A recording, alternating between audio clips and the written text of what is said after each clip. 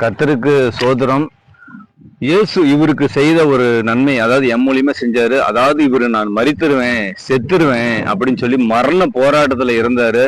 ஆனாலும் ஆண்டவர் என்ன கொண்டு இவருக்கு ஒரு சுகத்தை கொடுத்துக்கிறாரு. அந்த சாட்சி இவர் சொல்லுவாரு, கேளுங்க. கர்த்தருக்கு சோதரம். நாம ரொம்ப வேதனையோட, நெருக்கத்தோட, துக்கத்தோட, ரொம்ப வேதனையோட படுத்திருந்தேன். 4 நாள்ல எந்திரிக்க முடியாம, எந்திரிச்சா தலை சுத்தம், மயக்கம் வந்து விழுந்துருவேன். அந்த போராட்டத்துல போராடி 4 நாளா சாப்பிடாம ரொம்ப வேதனையோட படுத்திருந்தேன். சரி, அவ்வளவுதான், நம்ம செத்துருவோம் அப்படின்னு நினைச்சேன்.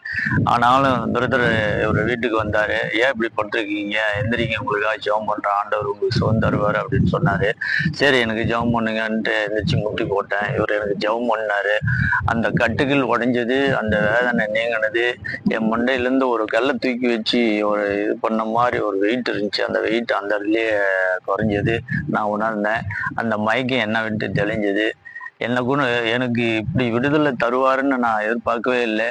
ஆனாலும் இவரை கொண்டு எனக்கு தேவன் செஞ்ச நன்மை எனக்கு பெரிதான ஒரு மாபெரும் ஒரு கிருபை, ஒரு இறக்கம், தயவா இருந்துச்சு. ஆண்டவர் செய்த நன்மைக்கு விருதுக்கு கொடான கோடி நன்றி தெரிவித்து சோத்திரம் சொல்லுங்க. சோத்திரம். ஆண்டவர் செய்த மாதிரி உங்களுக்கும் நன்மை செய்வாரு. ஏசப்பாவை நேசிங்க, ஆண்டவர் உங்களுக்கு கண்டிப்பா உயிர்ப்பிப்பாரு. கர்த்தருக்கு கோடான கோடான சோத்திரம். என் சாட்சியில் வெளிப்படுத்தின ஆண்டவருக்கு கோடான கோடான நன்றி. இயேசுவின் நாமத்தை ஜெயிக்கிறேன். நல்ல ஆமென். சோத்திரம்.